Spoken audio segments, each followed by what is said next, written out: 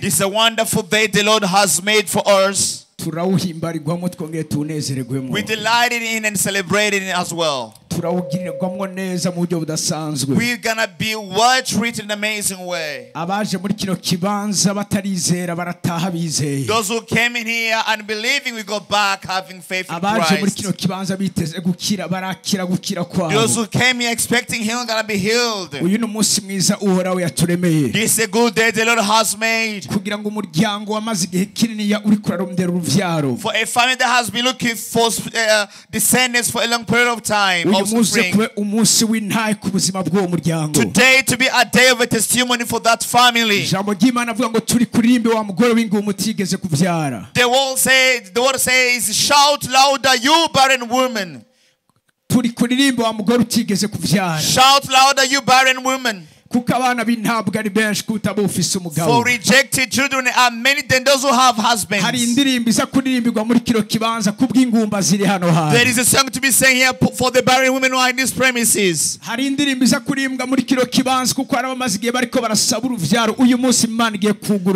is a new song to spread over here because those who are waiting for their children offspring are going to have their share today from God. I believe in the power of God in these premises. I believe in the presence of the Holy Ghost on this ground. And I believe in the power of God that operates down here. Myself, I'm not of no profit to you. I'm a mere human like you. But the one I've come to preach on this ground. You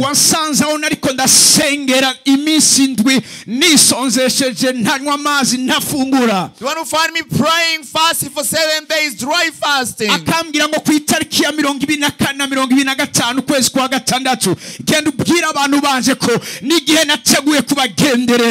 down 24, 25 June is a month. I'm praying to visit them. So I believe in that man that he's in this very ground. When I see there where they have prepared for us to see it, he told me I am already here. He said I am here. He said I'm on this ground. Then I said yes Lord, I feel your presence. I feel signs clearly showing that you are here. I can feel you right in here. I pray that everyone came here to feel the Lord right here. He wants to leave you the same way he found you. There are many animals here. Tom is going to give their offspring. There are barren women going to be treated by the Lord.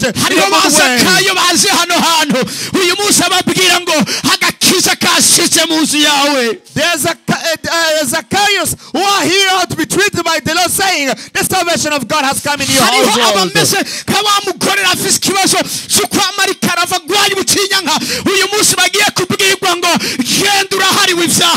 There are women who came like the one who has an issue of blood, who will say your sins are forgiven. There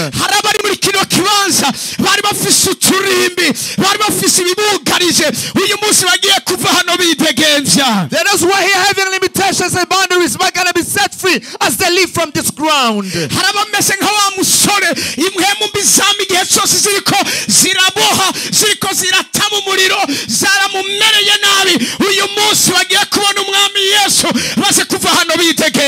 There are those who are like the captive man or son who was throwing himself into fire and grounds and rocks, but they're going to be set free as they live from this ground.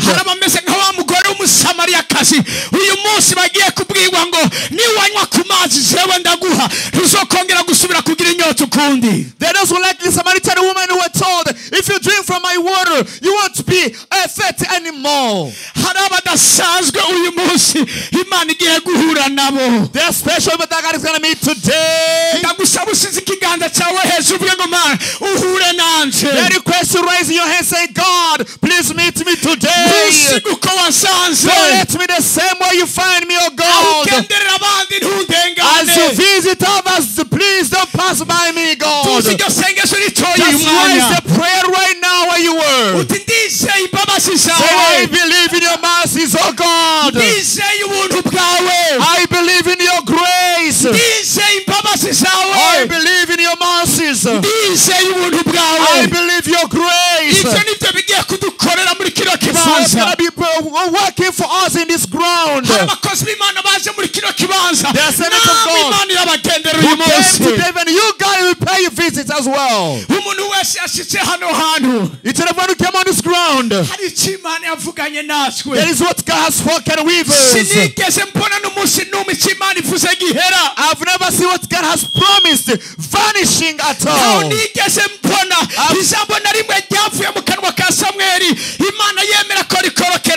I've never seen what has spread from the mouth of Samuel being let down by the Lord. He was as prophet Samuel, declaring the Son of God that he gathered. So what God is going to do in this premise on this ground? What God will do on this ground? You don't get this, what the Lord is going to do on this ground. What the Lord is going to do on this ground. Leave some noise behind us who are going to hear about this. Say loud amen to this ground. Shout amen, somebody. Shout amen. What are we doing on this ground? Leave some lessons behind your ears. Sometimes God do something in your life. That's why I feel on this ground. God does something in your life. Then you lack words to explain. You can't even give a testimony. Because the gift of understanding is not beyond the human understanding. So it's what's going to happen on this ground. Zacharias was told, you're going to become mute. What I promised to come to me true. Zacharias here. What God is about to do, you won't have of describing it at all. You will lack of describing it. You will lack words. Words won't be enough to describe it. You will lack words to describe it. To declare the greatness of what God is going to do for your lives. If you believe, say aloud amen. If you believe, say aloud amen to Jesus. This is the June month. This is the month of June. It is very prophetic. It is a prophetic month. It is a month Mary was told about. Elizabeth, your cousin. Elizabeth, your cousin. The one who was barren. Elizabeth who never got children. Elizabeth who was aging. This is her 60th month of pregnancy. This is her 60th month. She is now pregnant. She is about to deliver. Listen as I declare to somebody here. The one who was barren. Now he's going to deliver in the name of Jesus. I don't speak barrenness in the spirit, in the physical. But in the spiritual realm as well. Some do business, they succeed, but you fail. Others their stuff are moving well, but you just backward. Others move from one level to another level, but you're always the same. Others get employment, but your file never gets considered at all. But I'm going to tell you today, this is the June month. There is a good news coming toward you. There is an angel visiting you. There is an angel about to visit you. There is an angel about to visit you. He is already here. They are already here. They are already here. They're just waiting to be on duty. So that the history of your life may change. Say out amen if you have understanding of this. A great ovation to the King of Kings. This is the month of June. Just touch the man next to you. Touch your neighbor. Touch your neighbor right next to you. Tell him this is a time of revelation of the children of God. This is a time of visitation of the children of God. This is time to be revealed as children of God. Manifestation. The manifestation of the children of God. Children of God are going to be manifested here. They will no longer confuse about others. I believe they get prophetic because we no longer confuse with any other person. We no longer confuse with any other person. No way. No way.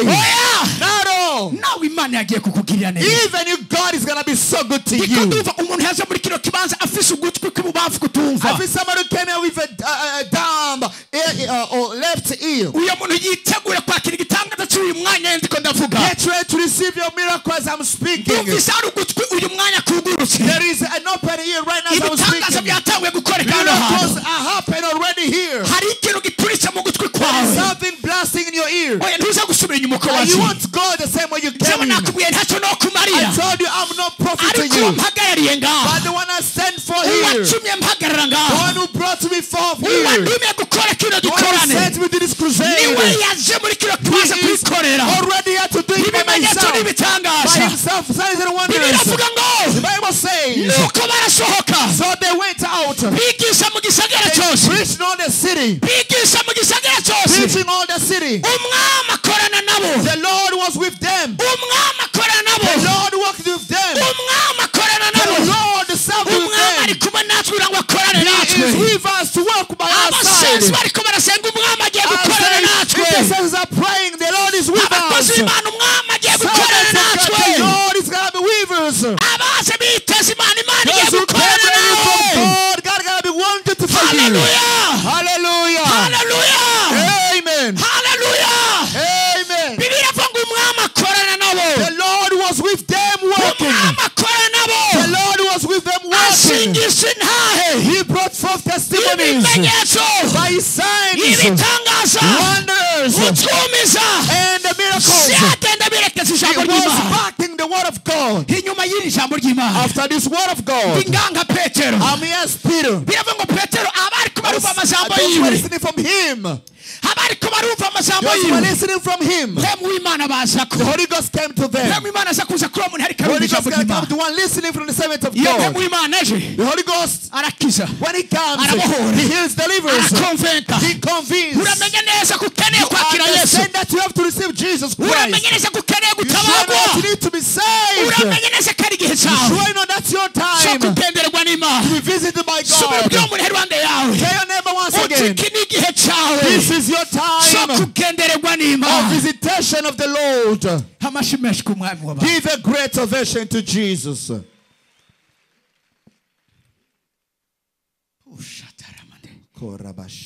Hallelujah. Hallelujah. Hallelujah. Amen. I'm going to read the word of God. I think God has changed the program already.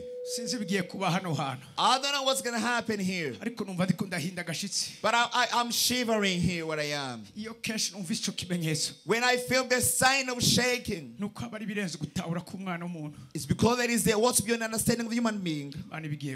That's about to happen from God. So I feel shivering and shaking. Not because I'm afraid. Not all. But what God is going to do is such fearful. I will say what God is going to do is very scary. What God is going to do is overwhelming. Let me just request you something. You know the Lord. He stands where you put him. He has the same wide, different big. If you give me the biggest position, it's going to be the small is going to be small, big is going to be big. So if you hear the word of God, don't just harden your heart. Don't harden your heart. In other words, don't just wonder and ask yourself. Sometimes you ask yourself. In a class, don't ask yourself about this question. So you don't need to ask yourself about this question. Can the Lord do this? Apostle, I've been 20 years. I'm shedding blood. Now over 10 years. I'm barren, not even miscarriage. It's now almost 15 years that I'm praying for my husband. It's not ready. He has to yes, to me those years are many. But to the Lord when I'm speaking for, the Lord I'm speaking for you, to the Lord I'm speaking of, just one day to him is 1,000 years. As you came in there today, he is greater than all those years. You didn't say miracle in your life. It says waiting for the King of Glory to come. Make yourself big. Make yourself big. All ye gates, for the King of Glory to enter. The King of Glory is going to enter. The King of Glory is going to enter. There is something he's about to do. He's going to scatter and destroy the altars fighting your life. Go ahead and get what I'm saying. As the King comes in, he can destroy every altar that is honoring your life. Whatever stopped your destiny to become what God has made it to be. Its agenda ending agenda is tomorrow. Its last agenda is today. On deadline, with I believe or not, say it out, amen. Which I believe, say it out, amen. Its deadline is today. Its deadline last hour. To be suffering in your life, it is us today and now. I'm not just comforting you. I'm not just pleasing your ears. I'm not just teasing you people. I stand as a prophet of God. Say what God has put in my heart. That's what has been increasing in your life itself. That has been increasing itself in your life. Today, it will be put down. If you believe so, aloud amen. Your amen is so blessing a big louder. You shout much louder, but big amen. Hallelujah. Hallelujah. Hallelujah. Amen. If you believe, stand up, give a confession to Jesus. Hallelujah. Hallelujah. Hallelujah. Amen. Please be seated. May God bless you. I'm going to read this verse. 2 Corinthians chapter 10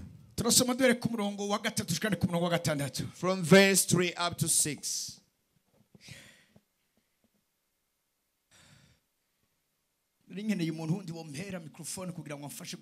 Somebody to be given a mic to help us reading through. Can you feel the presence of God right here? Is anybody feeling the presence of God on this ground?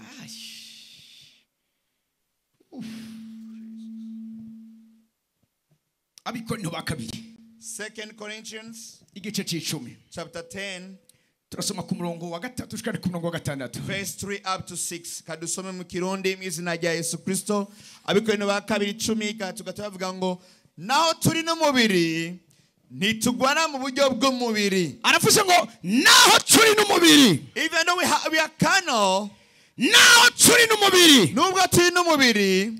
Naho turi no mubiri. Naho turi no mubiri. If kuri ku buzima bwacu ntituri abanyamubiri. Truly we are not of carnal in our life. Reality y'ubuzima bwacu ntidukora mu mubiri. Our reality is not that we don't work in the physical. Ukuri kw'imwemu hano nuko tutari abanyamubiri. The spiritual realities that we are not carnal at all, physical people.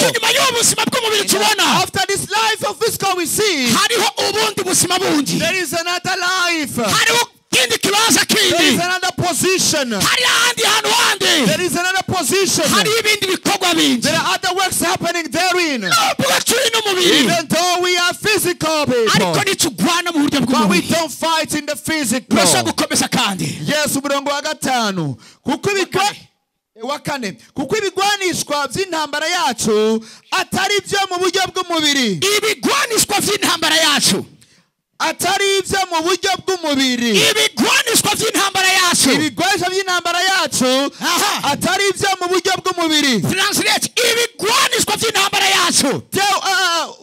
Warfare of our fight, our spiritual weapons, our spiritual weapons are warfare. Our spiritual weapons are not physical. I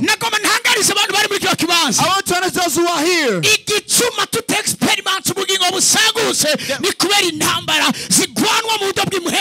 The reason we don't see abundant life is because of spiritual welfare which you don't see.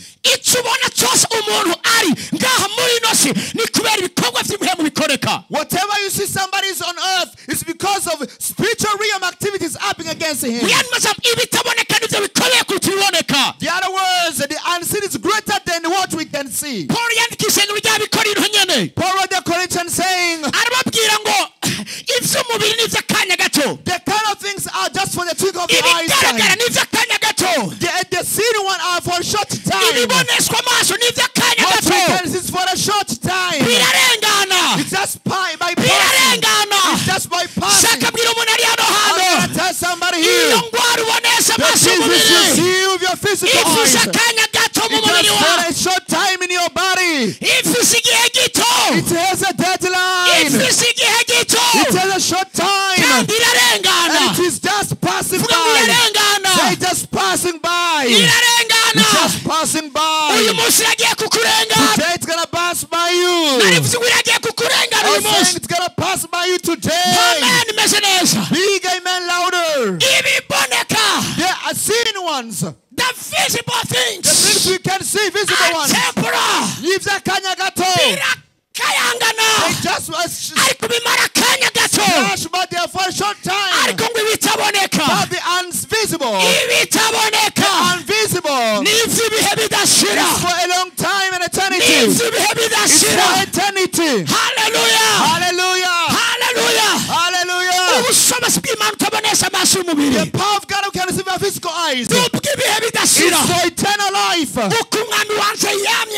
As my King had been, so he is even today, and he shall forever be. So he was healing people at the time. He is healing right today. And he set free people in ancient times. They must be delivered today by him. Big amen louder. Hallelujah. Hallelujah. I love how the Bible says he has chosen that which doesn't exist. They are existing to put down the existing. He has chosen an altar of the spiritual realm. Hallelujah. Hallelujah. So that to put down what the altars of the devil has done in your life. They get a loud amen. I got a testimony a few days ago. 2 days ago I got a testimony. A lady who has spent 20 years. She got the first kid. After her husband was killed. After many more years she got another husband. She spent 20 years barren. Hallelujah. Hallelujah. So days ago she called me. He said, why did you how you abandoned me? She came in after I welcomed her. Having tears. She was crying desperately. But somebody had told me news. If you meet Apostle Kevin, then praise best for you. I believe God is going to be so good to you. That with this guy, she was crying. But I spent 20 years. I've never seen a baby in my womb.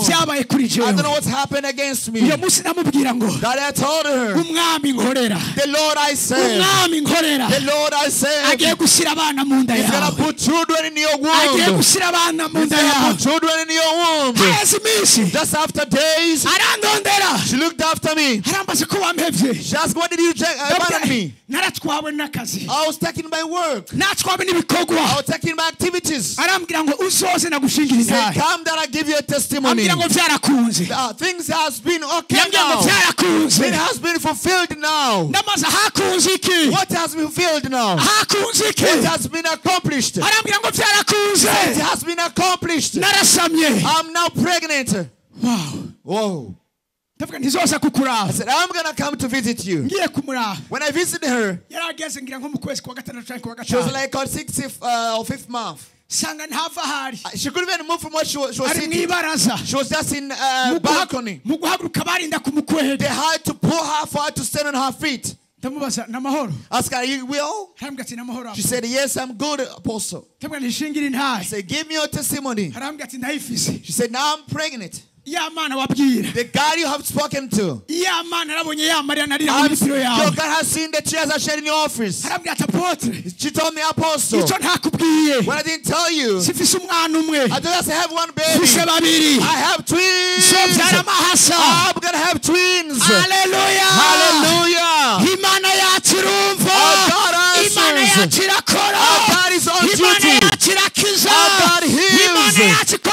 Our God performs signs and wonders. As I went to see her at Kira Hospital, the day she was to be surgeoned for her to deliver, I was overwhelmed.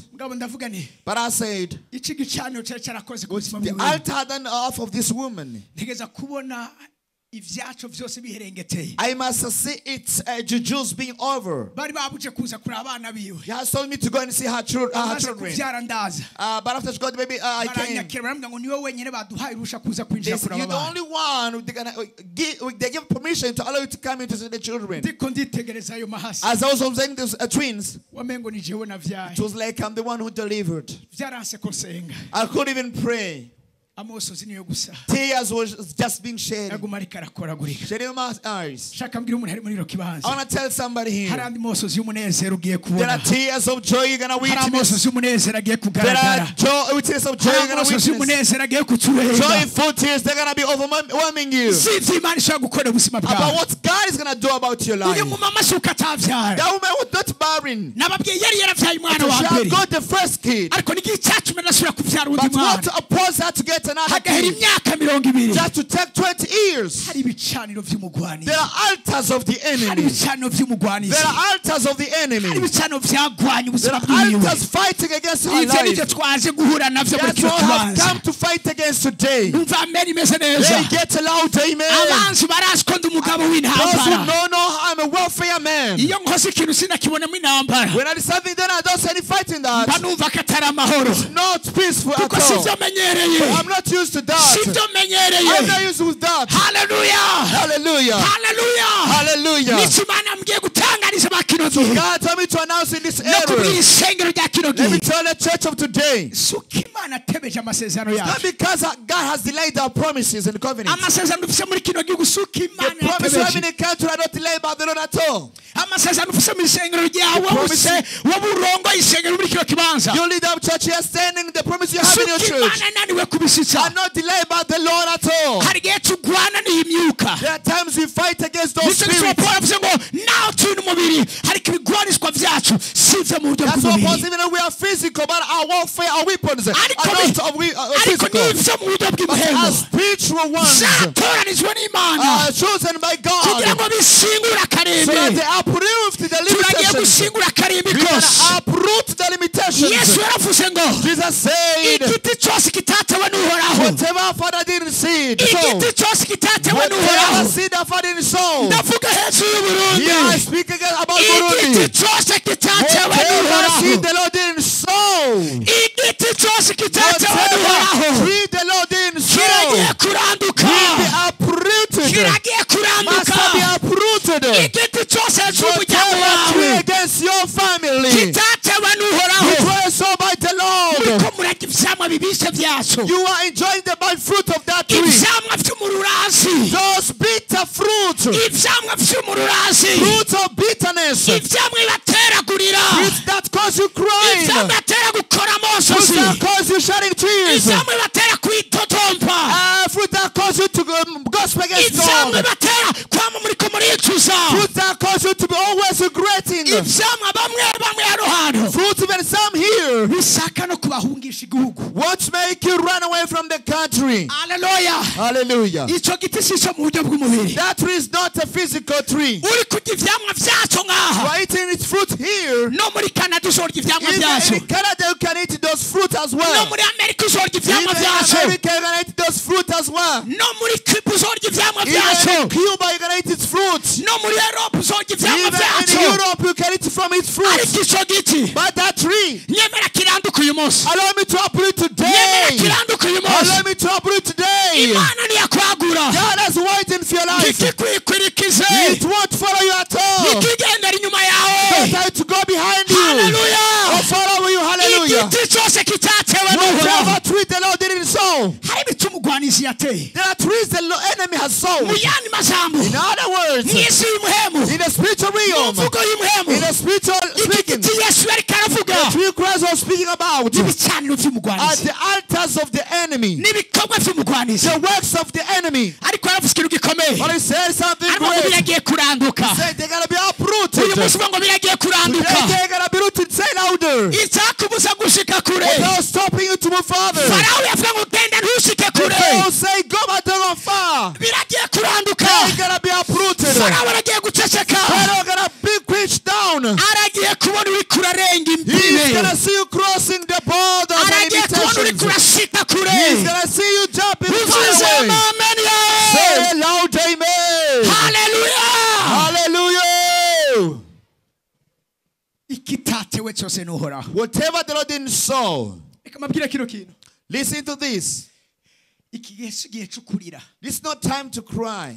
Turira ivy'umugwanizi yatwaye. Praying for what the enemy has taken away. Turira ibitariko biragenda neza. Checking for what doesn't go where they were expected to be. Ni igihe cyaho twihanagura. It's time to weep away our tears Tugahamagara Imana. and call upon God. Tukayibaza ngo hamwe twobikurikira twobishikira. Ask me if we follow it, we can reach it. Mbega nitwabishikira turashobora If kubigarukana. we reach, we can bring it back to our patrimony. Uwo ni Dawidi Sikurati. That's David.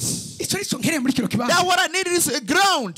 Iyo ni attitude nkereye muri kino kibanza. That's what I need in this ground. Uburize ntaho vyagiye. Listen, it hasn't gone anywhere. Birashoboye kugaruka. It can come back to you again. Nuva ameri yanyu muri kino kibanza. May I get to amen here? Ivyagusize. It has left you live. Ndashaka kuvugishwa Yesu ubuzima bwanyu. May I prophesy over your lips? Ndashaka kuvugishwa Yesu ubuzima May I bwanyu. prophesy over your lips? Muragiye kwirukira imbere y'ivyabirukiye imbere. Stop running what has been running for running you. Muragiye kwirukira imbere Now y'ivyabirukiye. you're going to be for runners on that which has been running away from you. Ivyo hose ubona imbere yawe. What you've seen away from you before you, Ugiye kumera nka Eliya. you're going to be like Elijah. Umukobwa wa Ahabu wari wamusize. The Ahab chariot has been away from him. Ariko ijambo ry'Imana rirambwira ngo But the word of God says, ukuboko waraho kuza kuri Eliya. the hand of the Lord came on Elijah. Yirukira imbere y'umukobwa wa Ahabu. He ran away before the Achab's Abari chariot. bari imbere. Those who were before him, Ugiye kubabonera inyuma you're yawe. going to see them behind Abari you. bari hejuru. Those who are on top of you, Ugiye kubabonera you're going hasi to see yawe. them down between Numva amen little. ya muri kino kibanza. Say out amen here.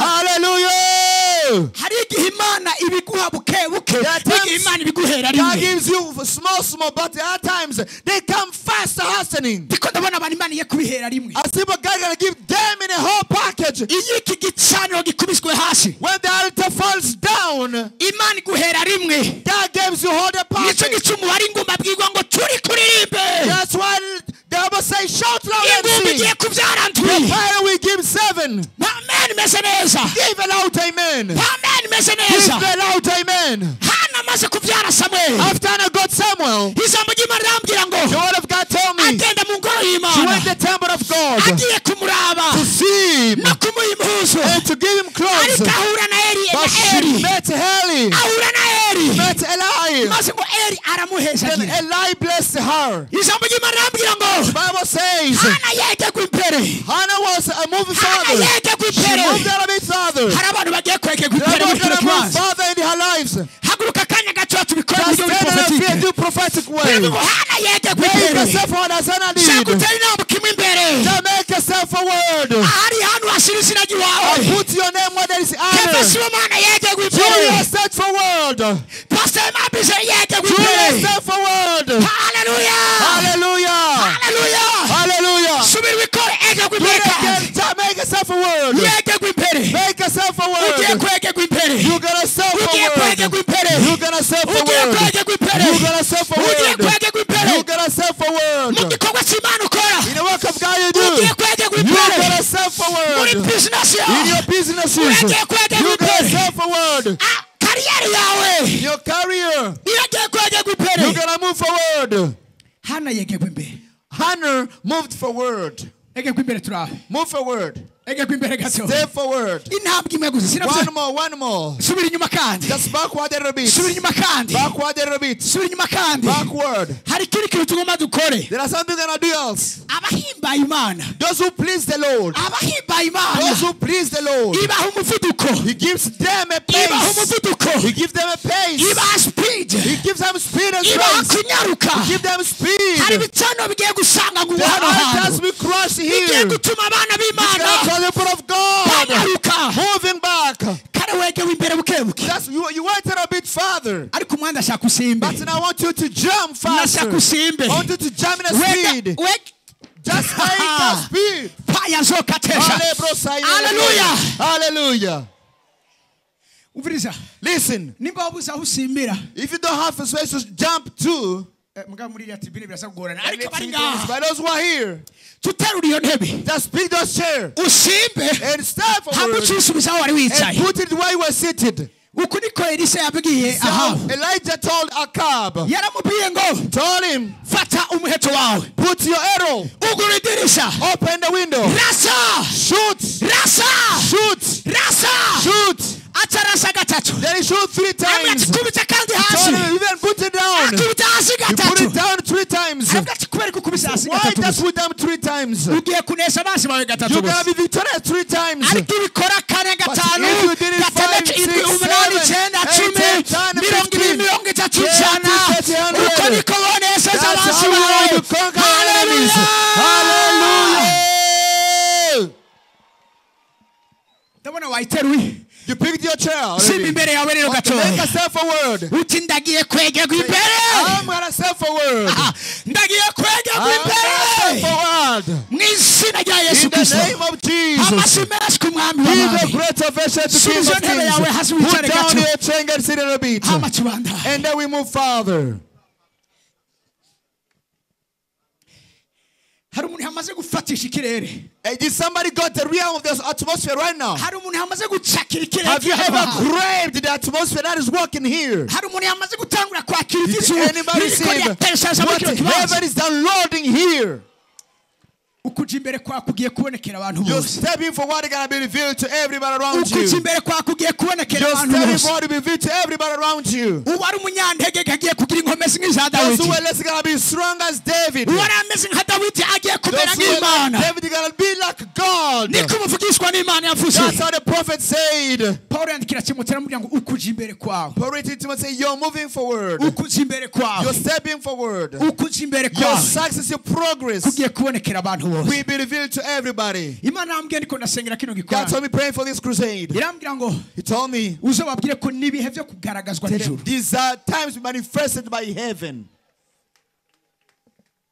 N'ibihe byo kugaragazwa manifestations. Those are times of manifestations from the Lord Kugaragazwa n'ijuru. to be manifested by the heaven. Ivyo yari yaragize ibanga. What has been hidden, Ivyo yari yarafutse. what has been hidden in mysteries, Ivyo yari yarahishije. what has been hidden.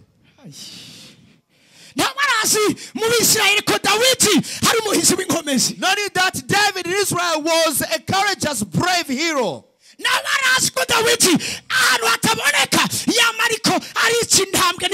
Not only that, everywhere he was in unseen position was killing lion and bears. There's somebody that has healed from his intestine in the name of Jesus. Somebody is healed from his intestines right now. Somebody came in this ground. And almost 7 years being having constipation. His belly is always hurting and swelling. Whenever I eat, God tells me, receive your miracle. Receive your miracle. Receive your miracle. Receive your miracle. Thank you. Just receive your miracle.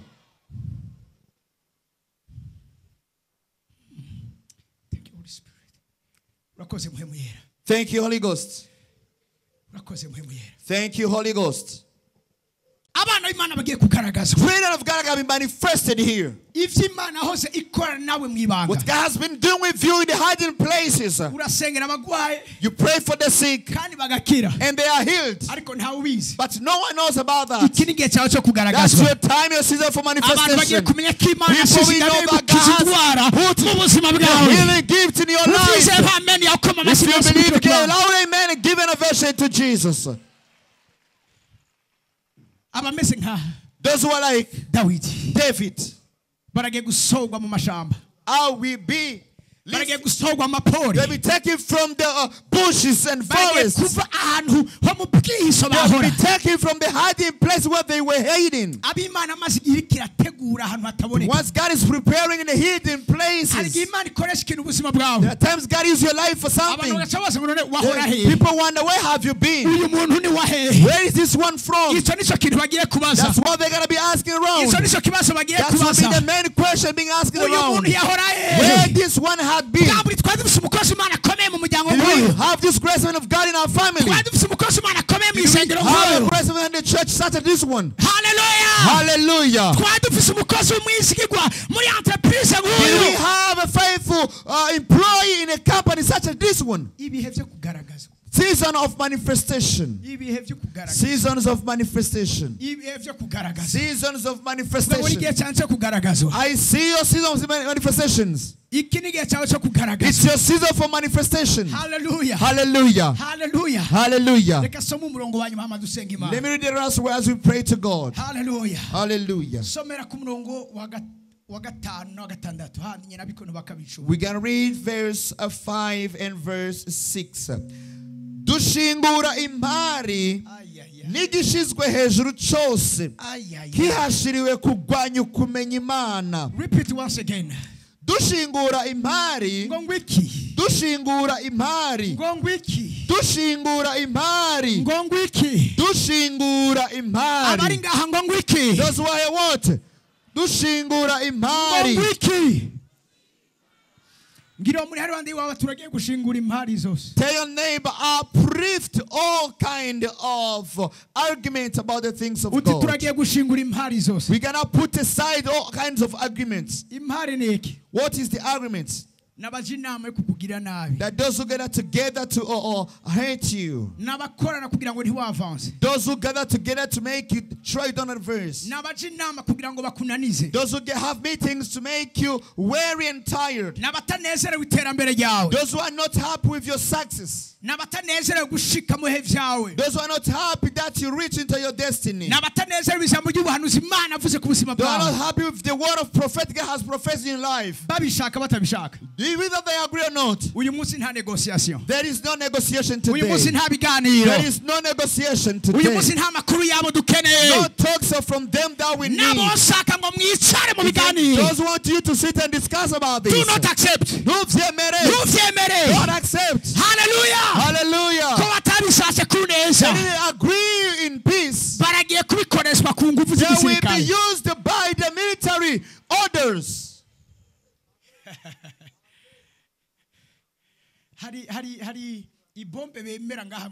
There is a bomb that they agree it's the most. It has a history. They call it Tsar Bomba. Tsar Bomba. Bavuga ngo ni naissance d'un monstre. It's like the birth of a monster. I've come to tell the devil that we have a spiritual Tsar Bomba. It is called the cross. It is called the altar to the cross. When God was blasting, hallelujah. Listen. There are only two things. There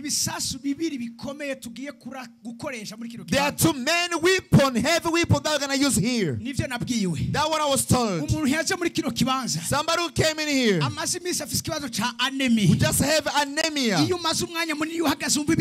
Whenever I stand for long, you feel some dizziness. Sometimes you feel like you are falling down.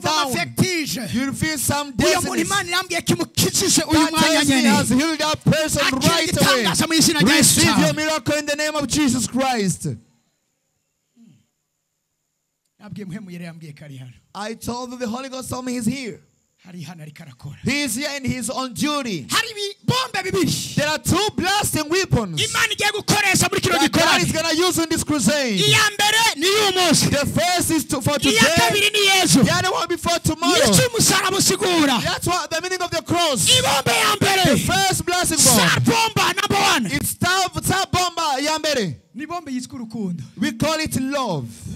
That's what we're going to be using tomorrow to bless the devil. The other one is the mercies of God. That's why the cross has two. The one horizontal. We call it Tsar Bomba. Which we call love rukundo. Hallelujah. Amen. That has conquered the sin. That has conquered the hell. Hallelujah. Dark world. God reveals His love. Hallelujah. Hallelujah. Great things happens in our midst. But because of the love of God, those who came here lame, they will walk properly in the name of Jesus. Just because of the love of God. Those who came having issues of whatever disease, they will be healed today. Tsar Bomba of love. We are shooting here. None will go down somewhere He came. None is going to escape from this touching. None want to be touched by the Lord. Listen. If He doesn't because you don't. He does because we need Him to do it for us. Not to only do for your life. There are family members to be touched by that. People came with the burden of the families. Their burden has answered it. I've heard the tears of my people. I've heard the crying from our people. I've come to save them. I've come to save them. I've come to rescue them. The Lord has come to save them. You will be saved in the name of Jesus. You will be saved in the name of Jesus. You will be saved in the name of Jesus. Your family will be saved in the name of Jesus. Our country will be saved in the name of Jesus. East Africans have raised up saved. Say loud amen as you are here.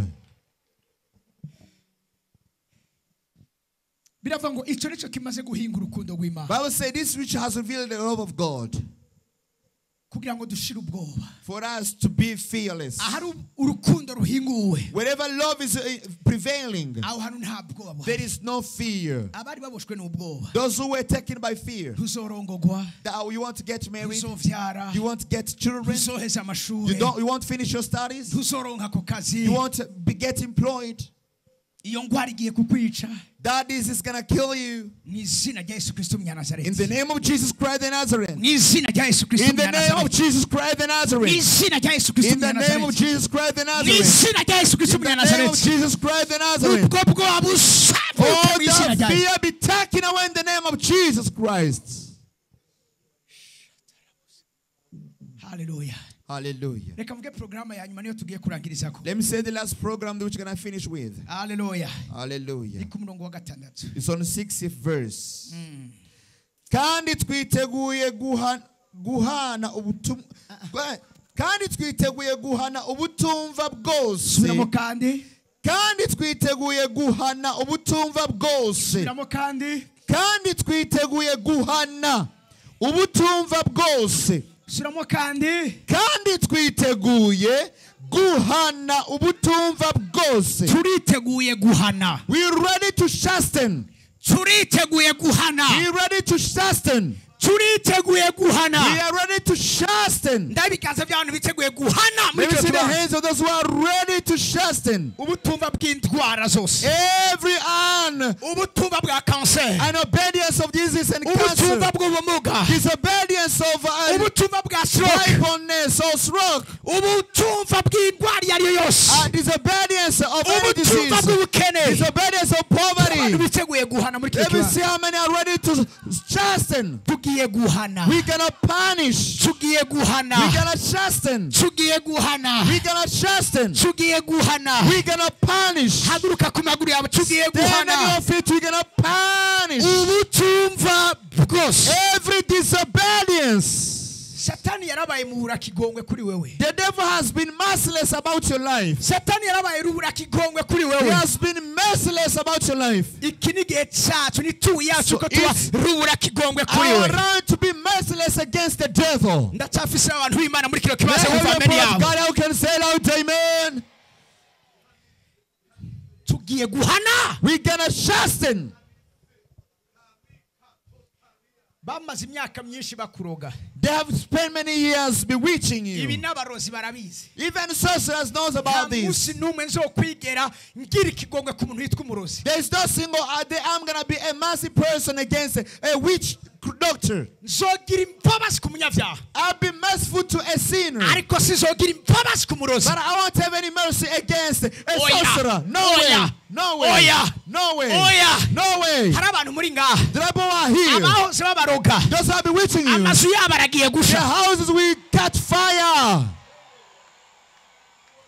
Inzu bakoramwo ivyabo by'uburozi. The houses they have been working there to juice in a Ziragiye witchcraft. gufata They're umuriro. gonna catch fire in the name of Ivyo Jesus. birazwi. It is well known Nakigongwe everywhere. ngira. I'm merciless about this. Abo n'abansi b'Imana. Those are the enemies of God. N'abansi umusaraba. Those are the enemies of the cross. N'intumwa za Those Satani. are the agents of the devil. Birivuga ngo n'abansi n'abanyanka baranyankabo. Those are the enemies. They hate me. That's how the Bible says. That's how the Bible says. They hate me. Baranyanka. They hate me. Twiteguriye guhana. We're ready to punish. Twiteguriye guhana. We're ready to punish. Watumye utabu Imana agombye kuba. Uyo muntu turagiye kumuhana. Cause you to fail from what God wants you to be. We gotta chasten him. Uwapfukamye mu ndi kigihugu. Uyu munsi turagiye kumuhana. Ishengero ry'Imana dutoze urugamba muri kino kibazo. Whoever has been undermining this country, the church of God, we're gonna punish him in the name of Jesus Uwapfukamye Christ. mu ndi ishengero rya Kristo. Whoever has been undermining the church of Christ. Uwabuze ishengero rya Kristo Whoever has been prospera. undermining the sex of the church of Uwabuze Christ. ishengero rya Kristo kugira igitinyiro. Whoever undermining the church of God to have the loveliness. Turagiye kumuhana. We gonna chasten him. Tubisize imbere y'amaso yiwe. We gotta put this before his sight. Uko bikurikirana. How they are Aho ndiri laying. urakigongwe. I am merciless here. Barabikoze turahora. They have been merciless. They have been doing this. We have been Barasubira quiet. turahora. They did it again. We're so quiet. Barabandanya turahora. They continue. We're so quiet Ariko still. iyi tariki ya But 24. this date of 24th. Iyi tariki ya This date 24. of 24th. Tugiye kuva mu We're gacerere. gonna leave our silence. Tugiye gusohoka mu We're gonna gacerere. break our silence. Hemwe abibutse To uhoraho. remind the Lord. Nimucereze.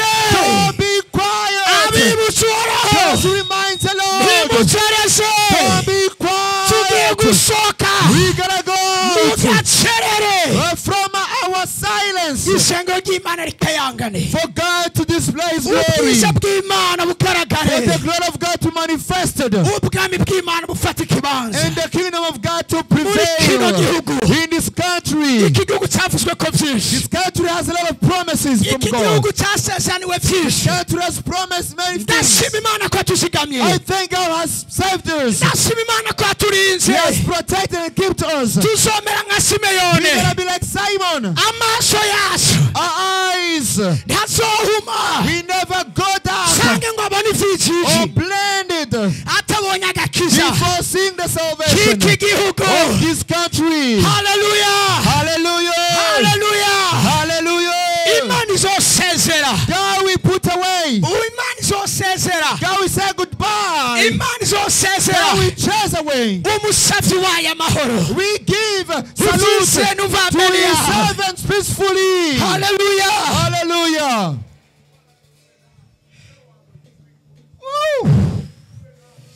Abadiaspora mwafashe indege muje muri kiro gikorane Imana ibahezagire. Diaspora travel this crusade, may God bless you very much. Abariko baradukurikirana live. Those who are following us live on social media, may God bless you so much. Namwe muri mu mugambi w'Imana. Even you in the plan of God that He has for this country, that He has for the church of Burundi, that He has for the families of Burundi all together. Hallelujah! Hallelujah! We are ready to chasten.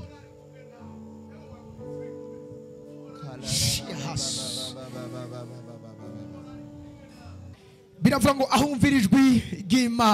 Bible says, as you hear the voice of the Lord, don't harden your heart. They say, see, I am the door, then I knock. Whoever hears my voice, whenever I hear my voice, that's calling upon you, for you to come and receive your salvation, for you to come and receive mercy, for you to receive mercy from your sins. Don't harden your heart. Don't harden your heart. He is willing to save you. He is willing to give you everlasting life. The Bible says they have all sinned and came short to the presence of God. They all sinned and come short to the glory of God. Today you are here. You know that you are a sinner. You know that if Christ comes today, you won't make it to heaven with Him. He cannot take you to heaven. You know it very well that your name is not written in the book of life.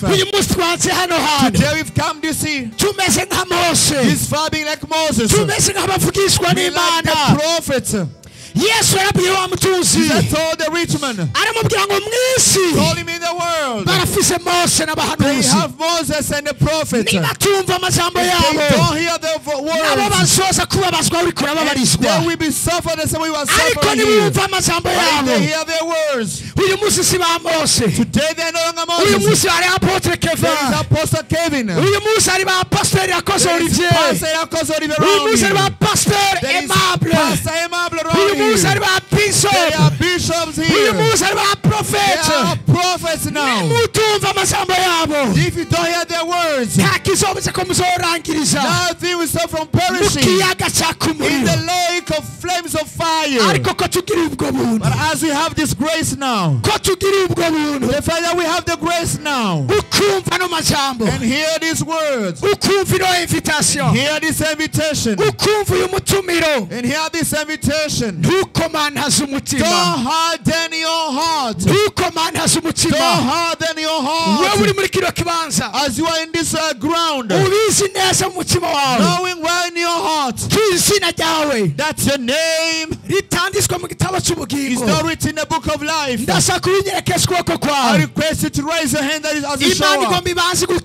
God will first save you. He wants to give you salvation, save you from sins. And after that, He is going to crush and destroy whatever altar of this devil, whatever, save you, set you free, and be free. Indeed, rise up and show this to me. Others raise their clap to Jesus for these souls. For these souls that the Lord is gonna harvest from this. I'm gonna request you, those who have your cell phones, take over them. Come faster here. Come faster. Those who are tired and weary, faster to Jesus. Come faster to Jesus. Run up to Jesus. Took his yoke. It's very light. Carry his yoke. It's very light. Come faster. Come faster. Those who are behind. Those who are in the trees. Those who are in the streets. Those who are in the cars. Come faster to Jesus. Give up. Run away from the wrath of God. Run away from the wrath of God. Run away from the wrath of God.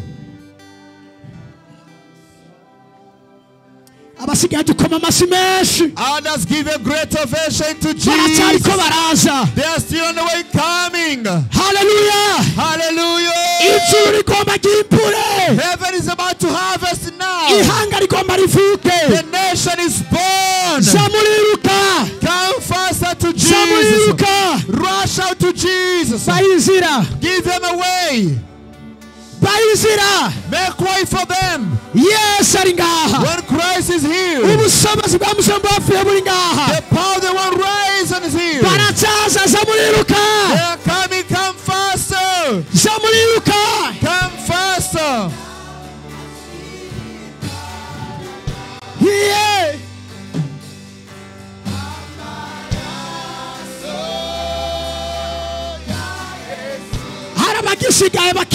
There are those on the way coming. We're gonna wait for you. We're gonna wait for you. We're gonna wait for you. We're waiting for you. Come faster. Come to Jesus.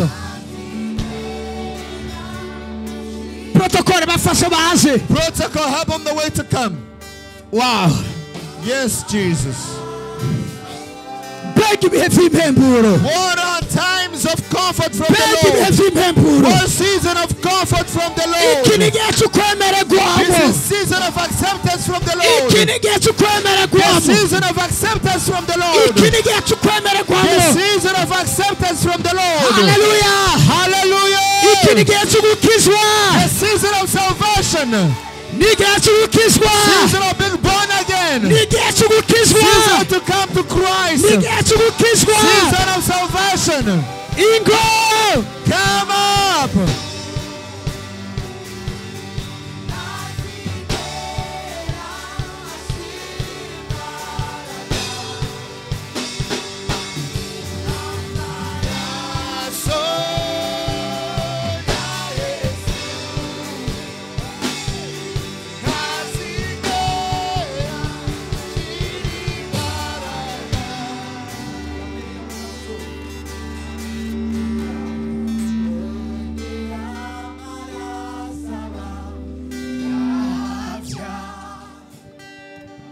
yaje gukiza batakwikiza yaje barura bahetamishijwe hamari nyota baguyu munga yame harabandi bakiko baraza. There are even more coming on the way, coming to the ground. More are coming on the ground. Please come to Jesus. Come to Jesus. He will never chase away those who rush up to him. He will never chase away those who run up to him.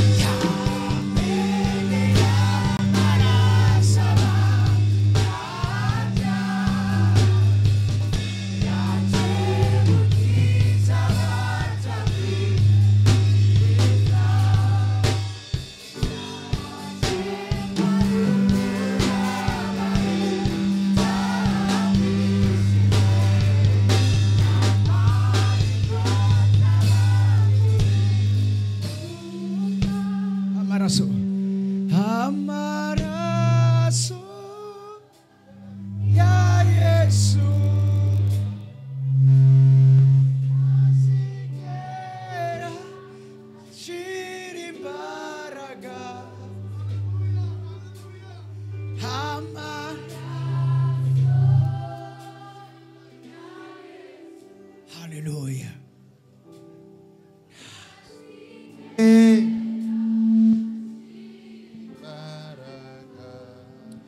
Biravuga ngo iyo umunyabyaha umwe gusa yihanye. The Bible says when one sinner repents,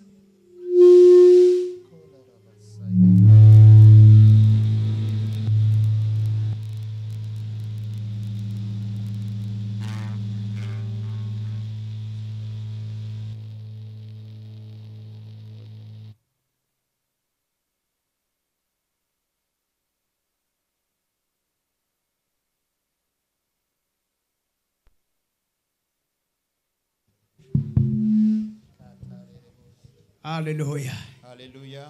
Satani yacherewe. Devil has come too late to. Satani yacherewe. He has delayed once again. Yacherewe. He delayed again. Ntabwo badufise. We are not afraid. Nta mpungenge dufise. We have no doubt at all. Umwami Yesu ari kumwe natwe. Jesus Christ is with us. Umwami Yesu ari kumwe natwe. Jesus is with us. Hallelujah. Hallelujah. Abasenzi, get ready. Intercessors, get ready. You will have job just in a while. For there are many Christ we visit today. Let me see the Lord of Christ who just raise your hands. Don't hide your hands. Others give innovation. Hey, hey. As your hands are uplifted. Let me just bother the pastor and the tribune, all of you, to come and help us deliver these new babies. This has been spoken. This has been prophesied. As we are now walking through it, we are witnessing with our eyes. Hallelujah! Hallelujah. Let me request all pastors to come up here. Pastor Imab, please come up here. Just help me to deliver these new babies. Help him to pray a prayer of repentance. The word of God says, if you declare with your mouth that Jesus is King, and believe in your heart that rose him from the dead, you will be saved. So you can declare with your lips, believe it in your heart, salvation will be yours. The word of God says again, that will move by mouth. That somebody speaks and declares, and then get salvation. So you're gonna get salvation because of declare with your mouth and the heart. What somebody believes with, then get a righteousness. Righteousness will be the greatest gift in your life. So you will believe in this. If you believe that Christ died and was crucified. If you believe that he went to the cross because of your sins. If you believe that he went to the cross because of your sins and died because of your sins and rose again for us to be more than conquerors, it will be biraza gucika umugabane wanyu, biraza gucika ubuzima, mugiye gutangura kubamo, mutaretse ibiganza byanyu, imitima ibikuze, mwaturisha akanwa, musubira mu isengesho, umukozi w'Imana agiye kubasengesha, mubivuge cyane, mubisemerere, umuririmbyi yaravuze ngo ntakizonera isoni, I will never be ashamed about my sins. Today there is nothing that I have to put shame on you except your sins. What you're going to do are valuable. Welcome, man of God. Umuntu wese yadugije ukuboko kwiwe akaza ngaho imbere. If I'm raising his hand and coming here. Uvuge usubiramwo nkuko umukozi w'Imana bivuze. Say repeating louder. Vuga uti Mwami Yesu. Lord Jesus. Ndemereje n'umutima wanje. I breathe my heart. Kubutumwa bwiza rukuri. That the good news is true. Bwambwiye ko Kristo yaje mu isi. Told me that Christ came in the world. Amfira ku musaraba. Died at the cross. Arazuka mu bapfuye. He rose from the dead.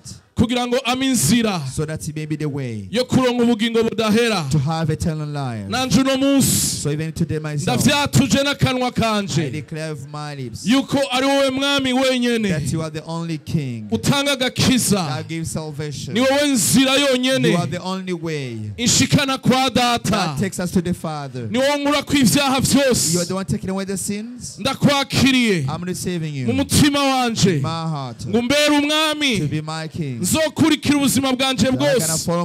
Nzokumvira ubuzima bwanje bwose. Umbere n'umukiza. Kuko ari wenyene umparira ivyaha. Niwaza gutora ishengero. Nanje nzobe ndimwo. Ubuzima ngiye kubaho. Ushoboze kugukunda. Kwifatanya n'ishengero. Kugira ngo mbe umwana wawe. Agushimisha. Aguhesha icubahiro. Afise ubugingo. Busagutse. Mw'izina rya Yesu. Ndabisenze. Muvuge muti amen. Say amen to Jesus.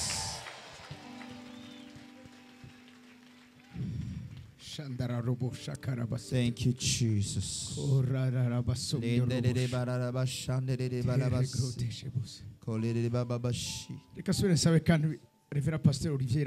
Let me request Reverend Pastor Olivier to come up to stage. I want him to pray for you first. Pray for you as you came to receive Jesus Christ. After this prayer of the man of God, advisors are going to do your work. Then after that you pray for the sick. You're going to pray for those who came having some bad problems. People who came here being captive. Those who have eaten a poisonous thing, you will vomit it in the name of Jesus. Like the one who is following me on Facebook, if you've been bewitched, if you've been bewitched, if you've been bewitched, the devil has tied your life. You will be delivered in the name of Jesus Christ. The power of God will find you where you were. Receive deliverance in the name of Jesus Christ.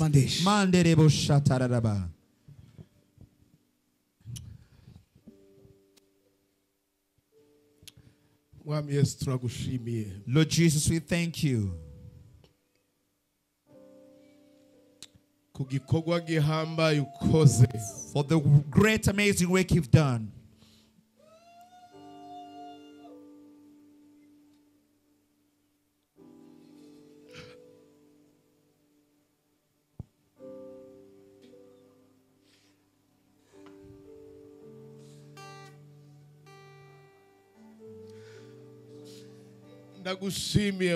I thank you, God. Your word says, you've taken us from the kingdom of darkness and moved us into the kingdom of your beloved Son.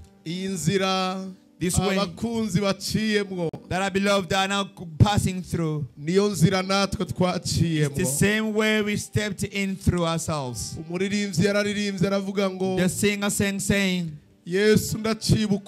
Jesus, till I remember the day I accepted you in my life.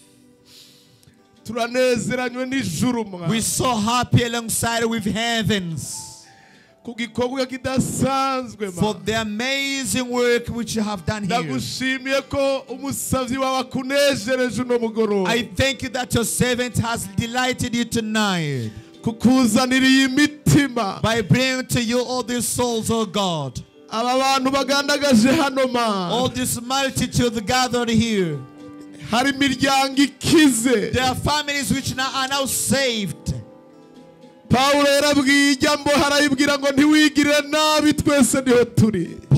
said it to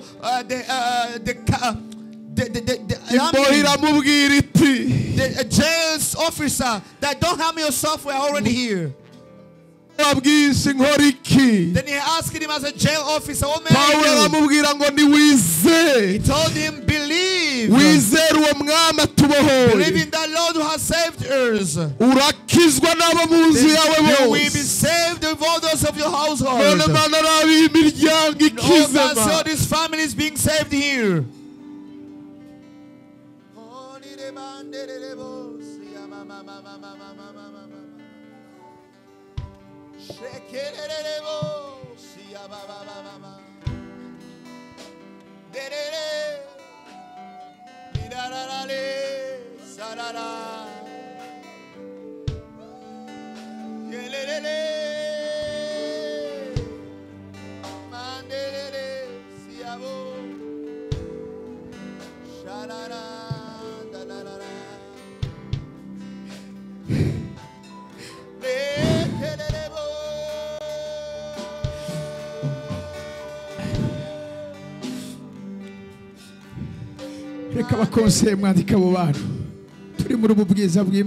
We're in the presence of God, Lord. As we are amazed by what you're doing, God. People are going to ask your name to be praying for you. Those who have burdens to help you carry your burdens. You just didn't come here in vain. Heaven has invited you. Heaven has invited you. Heaven has invited you. Heaven has invited you.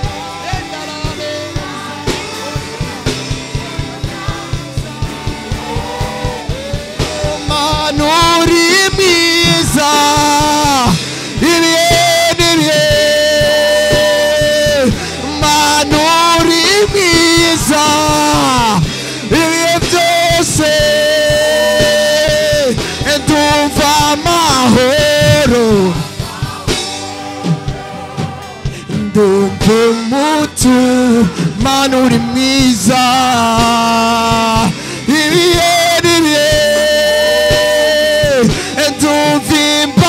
entuvimbaraga entuva kunesha manuri miza manuri miza manuri miza entuva mahoro entuva mutuzo entuva mutuzo manuri miza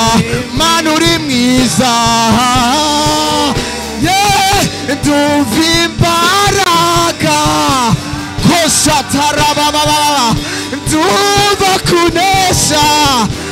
Manurimiza, Manurimiza, Manurimiza, Manurimiza, Manurimiza, Manurimiza, Manurimiza, Manurimiza,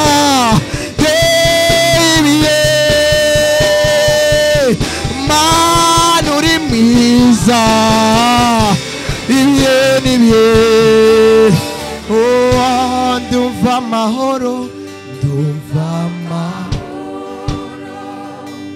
ndumva umutuzo, Manurimiza, oh, Shatara, Kerebo Shandara Basota, Rakaradosha, Rete de Grobo Shataramos, Rikasatarare, Karabo Shandara Masete, Matarebo Shatarare, Korobo Shandara Masete.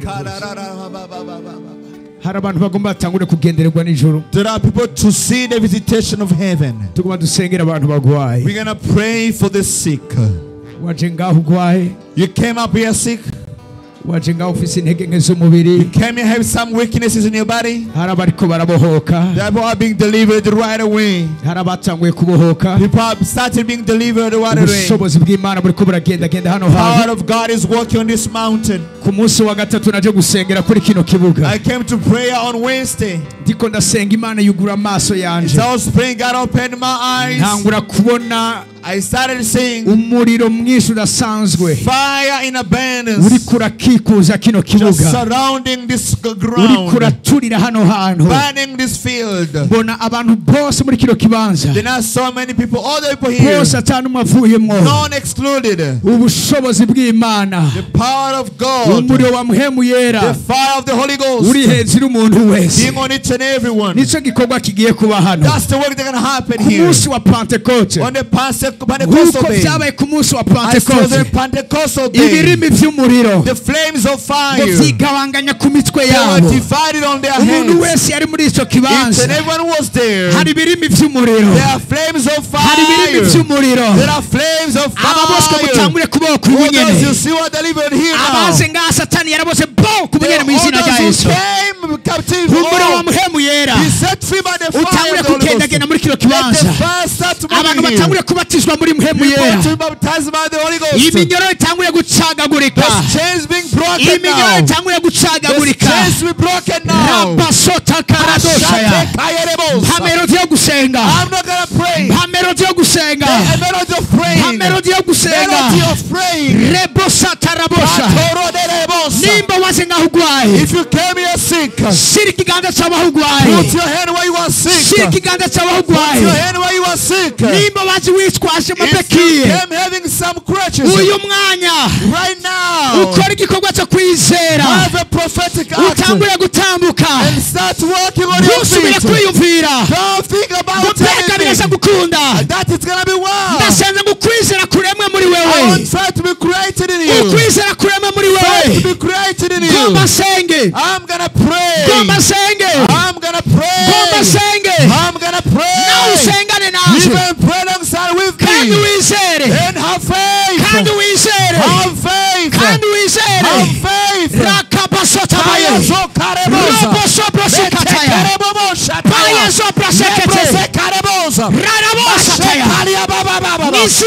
In the name of Jesus. In the name of Jesus. In the name of Jesus. In the name of Jesus. Disease all of you. Any disease. Any disease. Any disease. Every chain. Every chain. Every chain. Right now. Be broken. Be broken. Be broken. Be broken. In the name of Jesus. Fire. Oh, fire power. To move here. To move here. In the name of Jesus. In the name of Jesus. Be set free. Be healed. Be healed. Be healed. Be healed. Be healed. Rakaterebos. Mashatarabosa, Rababababazi, Manderebo Shataraya, Zokora Bobo, Ribasakarebosa, Matekerebo, fire, fire, fire, fire, Omuriro, Omuriro, Omuriro, Omuriro, Omuriro, Omuriro, Omuriro, Omuriro, Omuriro, Omuriro, Omuriro, hey, fire, fire, fire, fire. Set free the people of God. Set free the people of God. Set free the people of God. Set free the people of God. Satan rekura ubwoko bw'Imana. Devil lose the people of God. Rekura. Lose.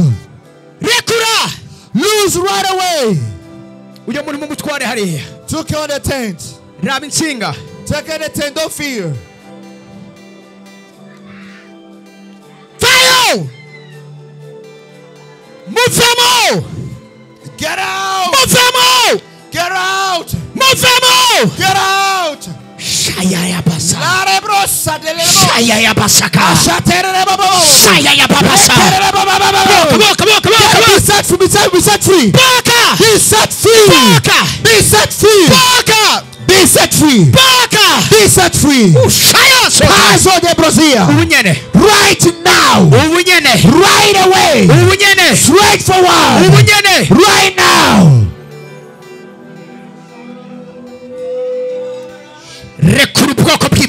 Set free the people of God. God is setting free the people. Those that was taken in captivity are set free. Security help the ushers. Help the people. Take the people. Take the people. The fire of God is here. The fire of God is here. The fire of God is here. The power of God here. Any disease on this ground. Any disease on this ground. Those who are sick from their back. Be healed in the name of Jesus. Be healed in the name of Jesus. Be healed in the name of Jesus. Those who have cancer. Be healed in the name of Jesus. Cancer. I take you out. Get out. Get out. Get out. Get out. I cast in the name of Jesus. I cast in the name of Jesus. In the name of Jesus. I curse you. Be cursed. Be cursed. In the name of Jesus.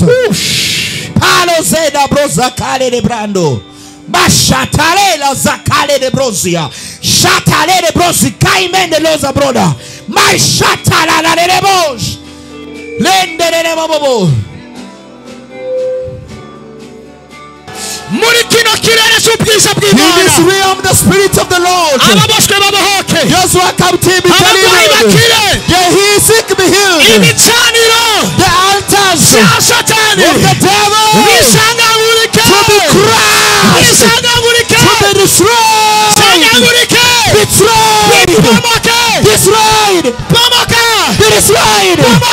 destroyed. In the name of Jesus. In the name of Jesus.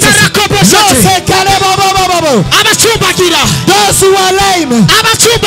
Those who are crippled. Walk well. Walk well. Those who are crippled. Be healed.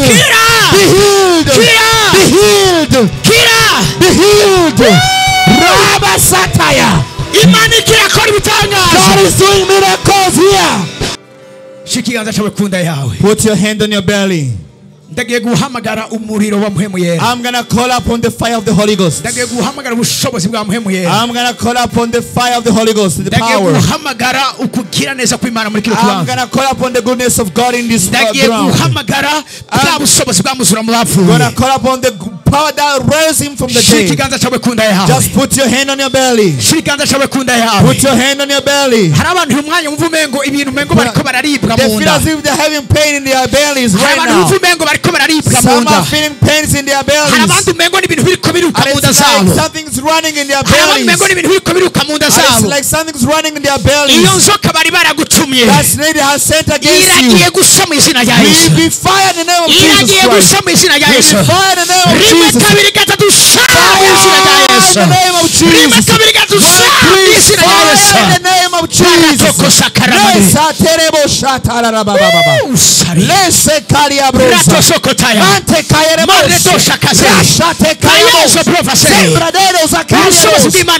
Power of God is here. The power of God is here. The power of God is here. The power of God is here. Just put your hand on your belly. There's a contact area. Just put on the belly.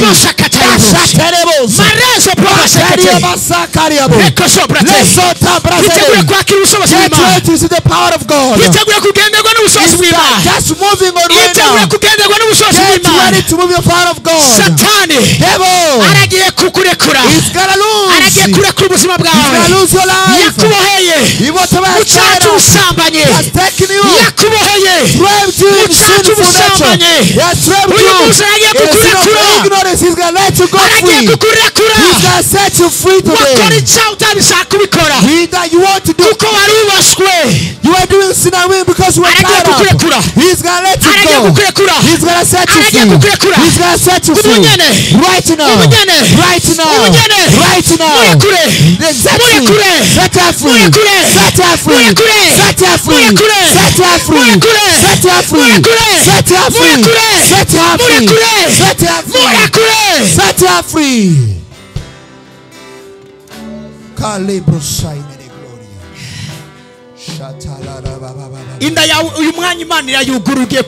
God is gonna open your brain now. Next year by this very hour. Next year by this very hour. Next year by this very hour. Tumors will be over. People came with some tumors in their bellies. Somebody has a tumor that I see in his back. The back. By the power of God. By the power of God. Fire is burning it. Right now it has disappeared. Those who have tumors in their throats. People have tumors in their throats. You will see it disappearing. I receive your miracle. Receive your miracle.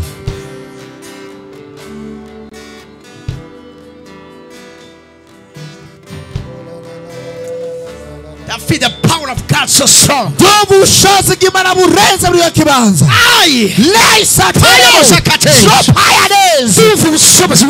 feel the power of God. I can feel the power of God. I can feel the power of God. The word of God must be delivered. The word of God must be delivered. Be delivered. Be set free. Be set free. I can see a big chain that has tied up your family. Being broken right away. Being broken right away. Being broken right away. I told you there are miracles to happen. I told there is deliverance. There is crushing of the altars. There is destruction of the altars. Set free the people of God. Set free the people of God. In the name of Jesus. In the name of Jesus. In the name of Jesus.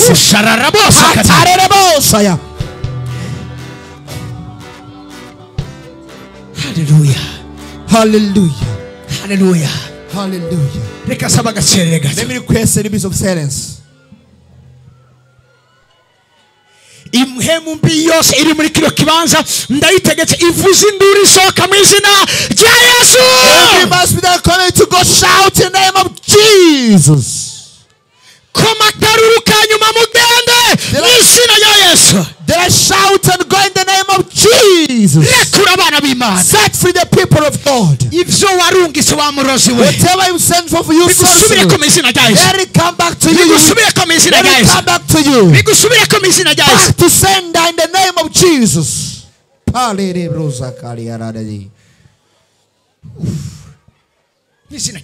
In the name of Jesus. Be set free. Shout once and go. Get out.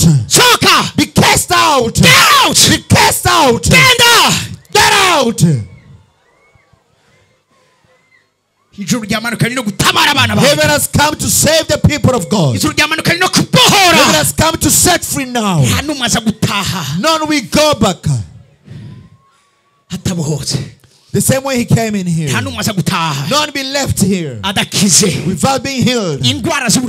Whatsoever disease, whatever migraines, those have tumors in their breast, be healed. Those who have stomach problems, be healed. Those who have crystal, be healed. Get out. Get out. Get out. Get out. Get out. Those who cannot see well. Those who cannot see properly. I declare your eyes in the name of Jesus. We start seeing. We start seeing. Start seeing. Your ears to be opened up. Your ears to hear. Your ears to hear. Your bones to be stretched. In the name of Jesus Christ. It's a time of visitation in the name of Jesus. In the name of Jesus. In the name of Jesus. In the name of Jesus. In the name of Jesus. In the name of Jesus. Somebody had a problem with his neck. He couldn't turn around easily. God says he has healed you already. Start making the movement of turning your neck already. You are healed. It is done. Completely done. Receive it. It is done. In the name of Jesus Christ. In the name of Jesus Christ. In the name of Jesus Christ. In Jesus' mighty name. He told me that. Go therefore and set free my people. Go ye therefore. It's the season of deliverance. Go. Tell the sick. It's the season of healing. Be healed in the name of Jesus. It's a spiritual law I give. It's a spiritual order that I give. Be healed in the name of Jesus. The spirit of the enemy, I command. The spirit of the spirit of loss, I declare. The spirit of barrenness, I declare. The spirit of sicknesses, get out. Get out. Get out. People of God must be set free. Get down. Get out. Get out.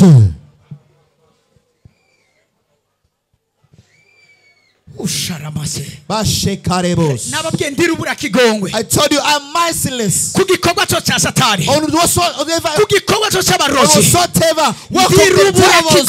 and the sorcerers are merciless. I am merciless. I am merciless to works of the devil. In the name of Jesus Christ. I punish all disobedience, pridefulness, disease. In the name of Jesus.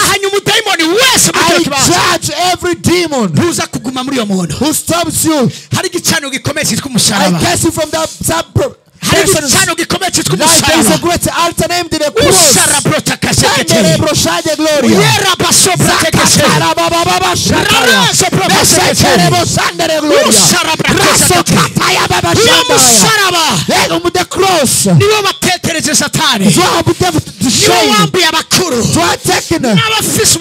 A captive, all the dignitaries, principalities, put them to shame. Take turn over for that cross. Let the work of the cross happen here. Let the cross of the cross, the work of the cross happen here. Let the kingdom of darkness be put to shame. The kingdom of darkness be put to shame. The power of darkness be shamed. Be ashamed the name of Jesus Christ. Thank you, Holy Spirit. Thank you, Holy Spirit. Thank you, Holy Spirit.